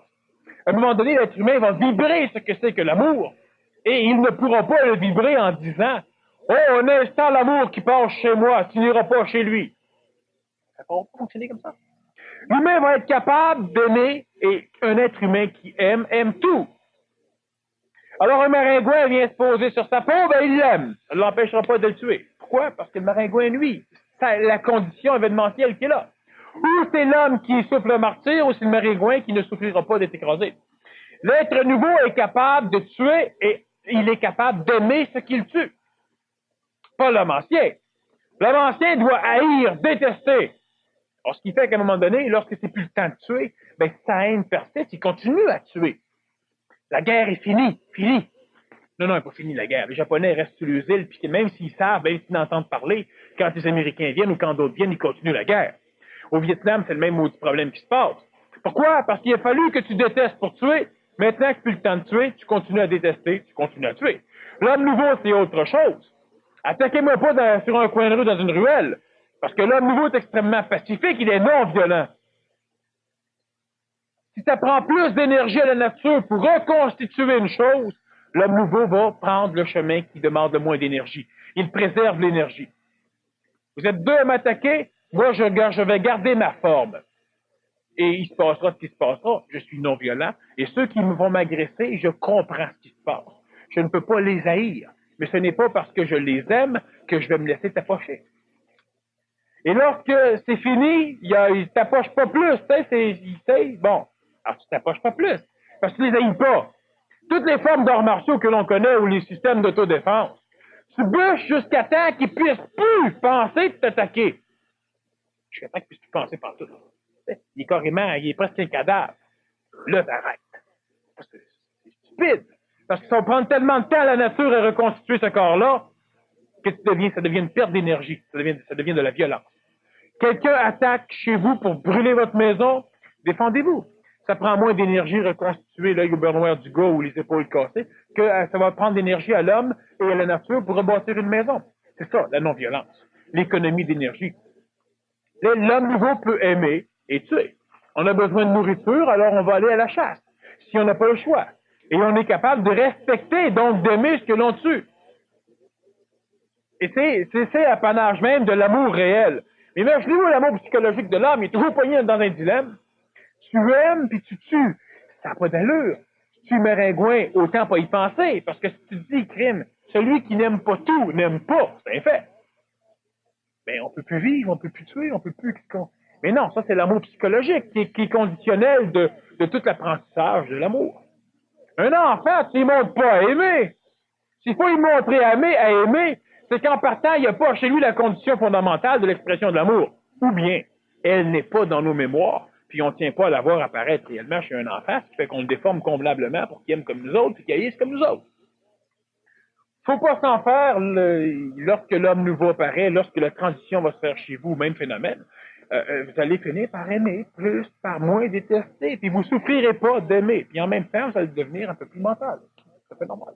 Que pensez-vous de Ekankar et que Jésus fut initié par des maîtres spirituels du Tibet, tels que Rabazar Tars, quelque chose comme ça? Bon, premièrement, Ekankar, j'en pense exactement la même chose que vous. Alors, c'est parfait? Parfait. Bon. Jésus fut initié par des maîtres spirituels du Tibet. Ce qu'il faut comprendre, c'est que, premièrement, ça n'a foutrement aucune importance de savoir par qui le Nazaréen a été initié, ou s'il l'a été ou s'il ne l'a pas été. Premièrement.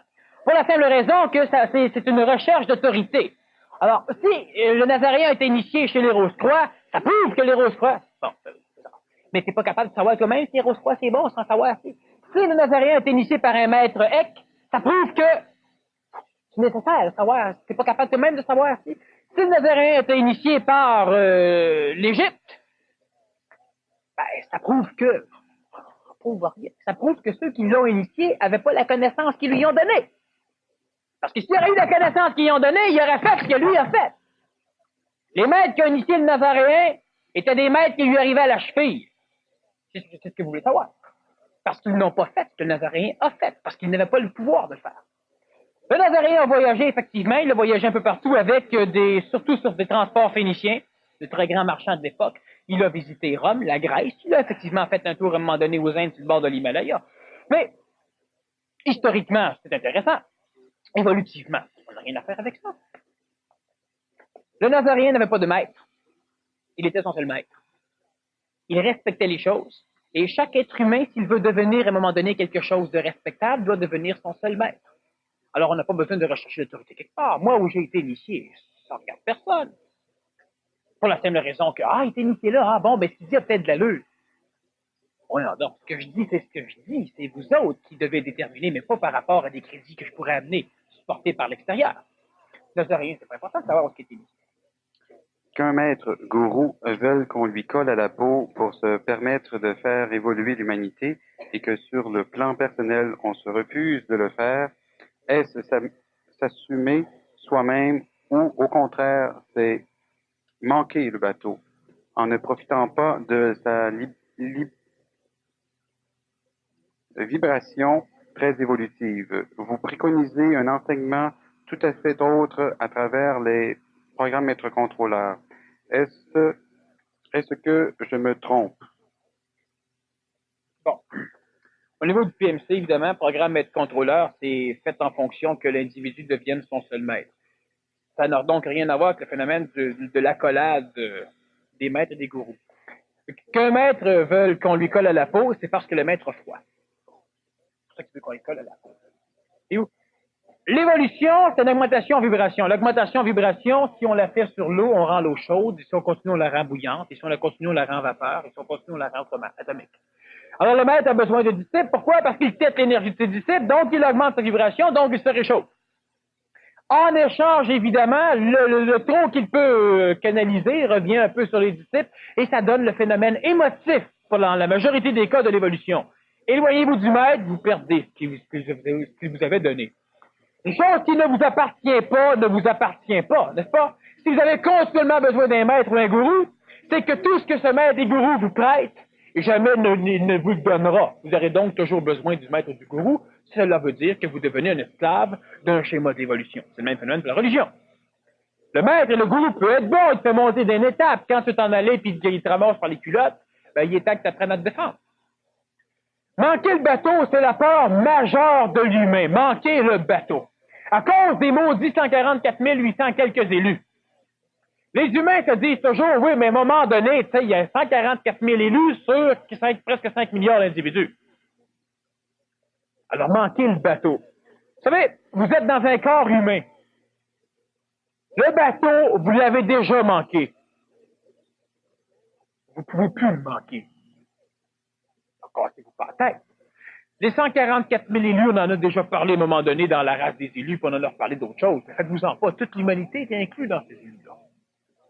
Pour différents phénomènes évolutifs sur lesquels on va revenir. Mais on n'aura pas le temps d'en reparler à soir, puis on l'a déjà vu en conférence. Alors, l'humain a peur de manquer le bateau. L'humain manque le bateau, disons, s'il veut se plaire de manquer le bateau. C'est que lorsque l'humain a le privilège de devenir intelligent, le privilège de se supporter lui-même dans son intelligence, le privilège d'apprendre par lui-même, puis que l'humain refuse ce privilège parce qu'il préfère ramasser l'opinion d'un maître, d'un gourou, d'un prêtre, l'humain ne sait même pas qu'est-ce que c'est que l'évolution, mais il est convaincu que le gourou, le maître et le prêtre vont l'amener à évoluer. Évidemment, il y a un mot du problème là-dedans. Et là, on peut parler de manquer le bateau, peut-être. Vous suivez quelqu'un que vous pouvez respecter, appelez-le pas maître, appelez-le pas gourou, rien de ça. Mais s'il est respectable dans le sens qu'il vous permet, qu'il vous amène à votre propre maison de sagesse, c'est parfait. Lorsqu'à un moment donné, vous êtes capable de fonctionner seul, continuez à respecter la personne. Montez-vous pas contre la personne. Sauf que maintenant, vous êtes capable de faire évolution à part dans la conscience et en groupe dans le phénomène extérieur, disons, expérientiel social. Alors, manquer le bateau, il ne faut pas s'en faire avec ça. L'être humain ne peut plus manquer le bateau. C'est fait. On est sa boule, sa planète Terre. Et puis, ce qui va se passer, va se passer, puis il n'y a pas un seul là-dessus qui va être oublié. Ça n'aurait aucun sens, l'évolution, puis je dis pas ça parce que ça n'aurait aucun sens. Je dis ça simplement parce que c'est une condition essentielle. C'est une condition évolutive, c'est mécanique, c'est chimique, c'est physique. Il n'y a rien qui se perd, il n'y a rien qui se crée. L'enfer, elle existe présentement, Puis l'enfer avec va finir par être spiritualisé, spiritualisé, divinisé, puis intelligencé. Il n'y a pas une condition dans l'intelligence qui va permettre de l'absurdité. Or, faut pas s'en faire, lisez-vous, vous êtes tous dedans, félicitez-vous de vous. Vous avez parlé du phénomène luciférien qui manipule l'homme même jusqu'au suicide. Est-ce qu'il faut comprendre que le phénomène de suicide ne serve à rien dans aucune condition? Bon, je n'ai pas dit que le phénomène luciférien amène au suicide. Et le suicide est quelque chose qui a une importance relative au niveau de l'évolution. Premièrement, il crée de l'expérience dans la société puis dans la famille, ce qui évidemment nourrit les forces sataniques, c'est-à-dire le ciel lui-même. Et il est une condition, disons, qui cosmiquement n'a pas d'importance au niveau d'évolution d'une humanité, pour la simple raison que celui qui se suicide de toute façon continue son évolution, puis revient, enfin c'est une phénoménologie qui, encore une fois, sur laquelle on va passer. Le phénomène luciférien et satanique, premièrement, il faut comprendre une chose, c'est que les choses sur lesquelles je veux passer, c'est pas que je ne peux pas m'y attaquer, mais je pense qu'avec la pile de papier que Daniel a entre les mains, ça devient compliqué de faire une deuxième conférence sur un autre sujet pour une question. Par contre, lorsqu'on a souvent des questions qui se rappellent, on fait une conférence. Au niveau de Satan et de Lucifer, en janvier, la première conférence, c'est le mystère du triangle des Bermudes, le triangle du diable. On va expliquer des choses. La deuxième, je crois, c'est Satan dévoilé, ce qui fait qu'on va revenir amplement sur ces mécanismes-là. Les mécanismes qui, maintenant, sont interdits au niveau de la religion, c'est-à-dire que les prêtres n'osent plus parler de Satan et de Lucifer. Bon, enfin, il y a plusieurs choses qui se passent présentement. On va revenir là-dessus. Celui qui se suicide, si vous êtes vivant présentement et vous passez au suicide, sachez que vous êtes con si vous voulez vous suicider. C'est-à-dire que vous allez simplement perdre une partie de votre temps. Mais au niveau de votre évolution ou de la condition expérientielle de l'humanité, ça ne changera rien. Vous allez assumer un karma collectif. Ça va aider un peu l'humanité d'un iota. Sauf que vous, ça va vous nuire d'un iota aussi. Il ne se passe rien de plus que ça. C'est simplement qu'au niveau de l'évolution cosmique de l'humanité, le suicide, c'est comme les guerres, c'est comme l'immortalité, c'est comme tout ceci. Ça n'a pas tellement de poids. C'est au niveau de l'évolution planétaire de l'homme, dans la conscience prélocative et limitée de l'humain, que le suicide prend de l'ampleur parce que l'humain ne comprend pas ce qui se passe. Mais le suicide, j'expliquais ça à un moment donné à un psychologue qui voulait se suicider, je lui ai dit, c'est un fait, il y avait ses diplômes de psychologie dans son mur quand je suis allé chez lui, à l'époque où je travaillais pour l'Urgence Santé, et je lui ai expliqué, c'est que présentement, il y a un paquet de problèmes. Il avait découvert que l'homme qui parlait d'amour ne l'aimait pas pantoute. Bon, je lui ai dit, ben oui, c'est évident qu'il n'aime pas pantoute. Là, j'ai expliqué pourquoi. Fait que là, il commençait à triper. Il pensait qu'il était le seul sur la planète qui comprenait ça. Là, je lui ai dit une affaire que tu sais pas, tu veux te suicider parce que t'es malheureux, mais l'autre bord, c'est pire. Fait que t'es bien mieux de rester ici. Et de l'autre bord, c'est pire. Ben, qu'est-ce que tu connais de l'autre bord? Ben, c'est ça. Reste vivant, tu sais, au moins ça, tu le connais. Suicide-toi pas. L'autre bord, tu sais pas. T'attends peut-être avec un bat de baseball, puis un pic, puis une pelle, hein? Tu sais pas. Le réussite, tu sais. C'est ce que c'est, mais au moins tu le sais. Fait que le psychologue a accepté de vivre. Comment expliquer qu'un enfant dit mésadapté peut se souvenir de n'importe quelle journée à partir d'une date? Exemple, le 15 mai 1890 est un lundi. Bon, premièrement, il y a le phénomène de la cérébralité. L'enfant ne doit pas être extrêmement âgé, quoique encore, il y a des phénomènes qui apparaissent à un moment donné au niveau de la gestion génétique des humains. De temps en temps, on a des exceptions qui apparaissent. Mais ce qu'il faut comprendre, c'est qu'un enfant mésadapté, et si le terme mésadapté est juste en ce qui concerne cet enfant-là, c'est la société qui est mésadaptée, plus souvent que les enfants. Et on a de plus en plus d'enfants nouveaux. De toute façon, on est entrevoir de faire une série de 3 conférences sur l'éducation et sur l'enfant nouveau, qui ne se donnera pas au centre, mais qui va se donner à l'extérieur à Montréal, pour justement amener ce phénomène-là, parce qu'il y a de plus en plus d'enfants nouveaux qui commencent à être à l'âge d'être tout déformés par les adultes, et il est temps qu'on fasse quelque chose. Le mésadapté sociaux, c'est que c'est un enfant qui n'est pas adapté à la société. Mais la société, est-ce qu'elle est réellement adaptée à l'humain? En fin de compte, le mésadapté sociaux est peut-être un adapté individuel qui automatiquement devient marginal par rapport à la société. Le fait qu'il se rappelle de certaines dates ou des choses comme ça n'a rien à voir. Son cerveau peut être suffisamment orchestré mathématiquement pour lui permettre de répondre des choses.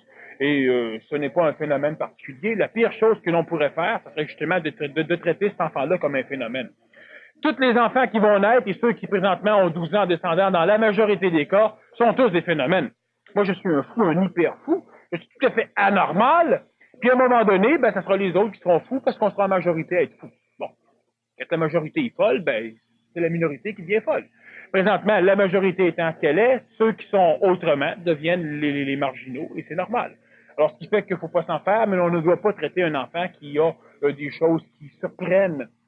Ben, c'est des choses normales. Un jour, je me promène dans une forêt, je rencontre un chevreuil. 2 chevreuils. Des petits.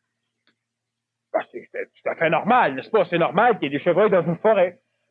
J'étais avec une personne qui, pour qui elle, c'est pas tout à fait normal. Hey, des chevreuils! Il n'y a plus de chevreuils.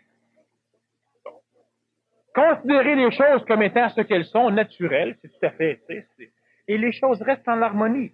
C'est quand l'humain décide, parce qu'il n'a pas expérimenté le phénomène, qu'il décide que, hey, ben, ce qu'il les fait tout. L'enfant n'est pas un mésadapté. C'est les psychologues qui sont mésadaptés à ces enfants. Les greffes d'organes, est-ce naturel? Est-ce à encourager? Il faut faire attention. La greffe d'organes, il faut en l'encourager. Disons qu'il y a beaucoup de médecins qui font des greffes et qui font de la charcuterie pour s'amuser. L'encourager, non. Par contre, la greffe d'organes, c'est un phénomène tout à fait naturel. Pour la simple raison, ça se fait. Hein? Si ça ne se fait pas, ce ne serait pas naturel. Ça se fait, donc c'est naturel. Dans des conditions particulières, disons, d'aseptie, c'est naturel. Tout à fait intelligent de partager son rein. On parle d'amour, on parle de partage. À un moment donné, s'il y en a un qui ne peut plus vivre fonctionnellement dans son corps, s'il n'y a plus de rein, puis qu'on a 2 reins, puis on peut lui en prêter un, disons, lui en donner un, c'est rare qu'on le reprend quand il meurt.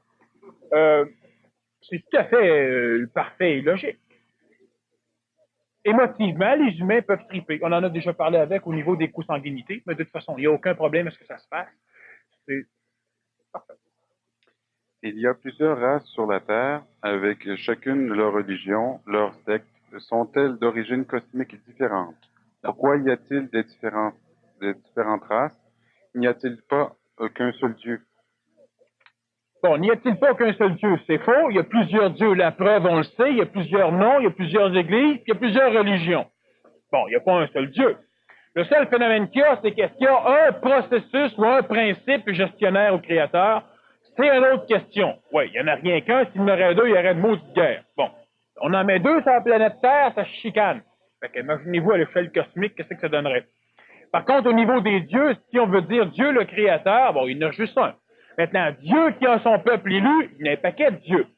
Dieu qui va se venger, Dieu qui va aimer, il y a un paquet de dieux encore une fois. Ça dépend ce que l'homme entend par Dieu. Parce que la majorité de ce qu'on entend par Dieu est une création de l'homme à l'image et à la ressemblance de l'homme. Il faut faire attention quand on emploie le mot Dieu. C'est pourquoi moi je ne l'emploie pas au niveau de l'évolution cosmique. Ça ne change rien, ce sont des mots, sauf que ça porte moins à confusion. Il y a plusieurs races sur la planète et chacune leur religion, leur secte. Sont-elles d'origine cosmique différente? Beaucoup de traditions ésotériques veulent le donner, mais c'est non. Ce qu'il faut comprendre, c'est que l'évolution de l'homme est régie premièrement par son cerveau. Vous ne pouvez pas prendre une personne qui a un cerveau qui n'est pas adapté et en faire un savant. Ça ne se fait pas.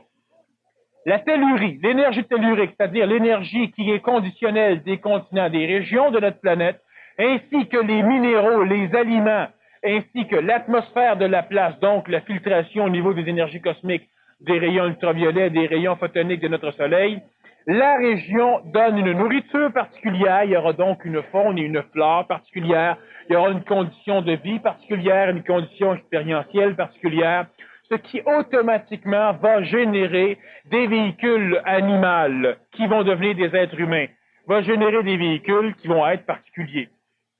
Ces véhicules particuliers vont donc avoir une cérébralité particulière.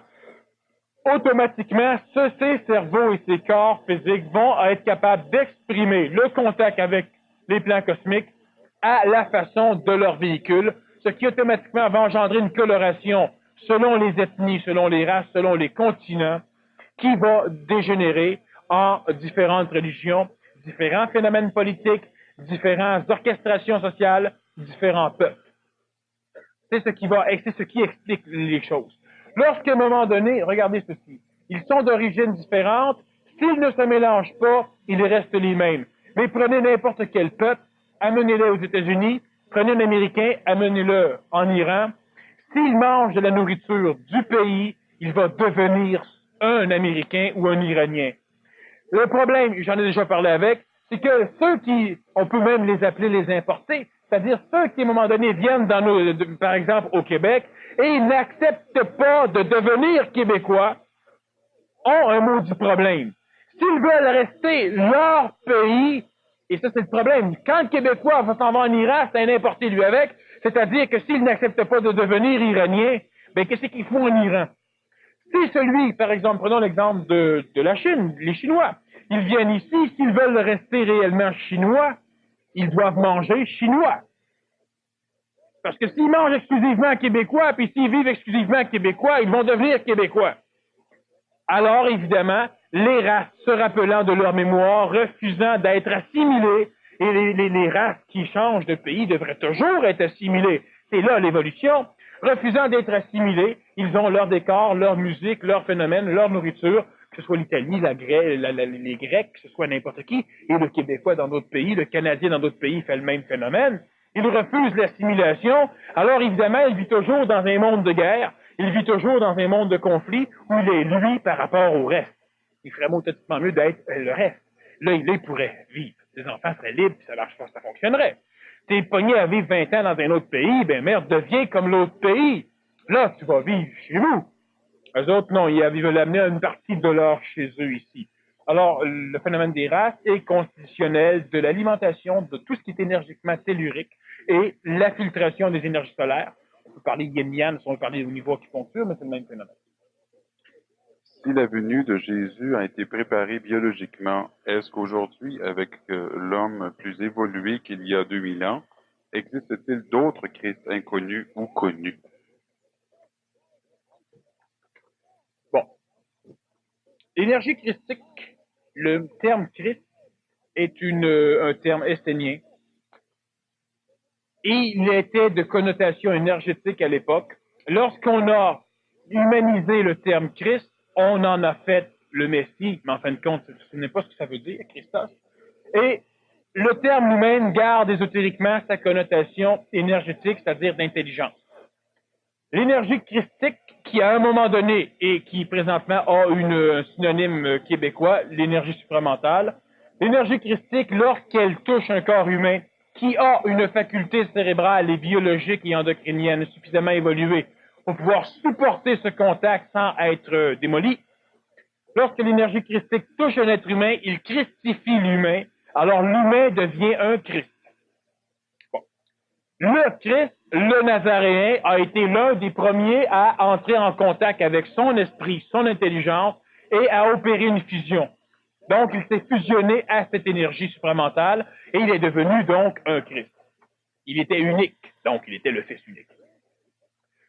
Lorsque nous parlons, lorsqu'on me pose la question, est-ce qu'il y a d'autres Christ? Ben, ça va de soi. Et il y en aura de plus en plus. Le retour du Christ, ce n'est pas le retour d'une entité physique qui va être christifiée. Le retour du Christ, c'est le retour d'un contact supramental avec certains humains et avec beaucoup d'humains. Donc, le Christ revient par le biais de différents humains. Donc, ça ne revient pas comme l'humain s'attend que ça revienne, ça va de soi. Est-ce qu'il y en a plusieurs? Oui, vous en connaissez. Il y en a plusieurs qui vont le devenir. Est-ce qu'il y en a plusieurs qui le sont présentement? Non, il n'y en a pas beaucoup. Est-ce que vous les connaissez? Vous en connaissez certains. Sauf qu'évidemment, vous ne savez pas ce que c'est. Bon. Il y a énormément d'enfants qui naissent, qui ont l'apanage biologique d'entrer en contact avec leur intelligence. Ils ne naissent pas Christ. Le Nazaréen, lorsqu'il est venu au monde, il faisait des baby-boubus comme tout le monde. Mais à un moment donné, dans son évolution biologique, il a fini par laisser la finalité programmative de son cerveau s'opérer et lentement, il est entré en contact avec les premières prémices de l'énergie supramentale, c'est-à-dire premièrement un ajusteur de pensée. Alors, il parlait de son père. Lentement, il a ingéré l'ajusteur de pensée, donc il a fusionné ce phénomène qui est représenté sous forme, disons, d'esprit saint, mais en fin de compte, disons, de la colombe ou du feu. C'est l'ajusteur de pensée. Lorsqu'il l'a assimilé, il a commencé à parler de son père dans les cieux et non plus de son père dans le ciel. Et lorsqu'il a finalisé sa fusion complètement avec cette mécanicité, il ne parlait plus du père, il disait qu'il était lui. Je suis. Bon. Il y aura donc de plus en plus, c'est de toute façon l'évolution même vers l'homme nouveau. Le Christ, il y en aura un bon paquet. Et puis il y en a plusieurs parmi vous qui en feront partie, mais c'est pas tout. Pourquoi la religion ou l'écologie a institué un tel écart d'accessibilité à de hauts postes? a de tels avantages pour les hommes et non pour les femmes? Les femmes auraient-elles plus cher de karma à payer?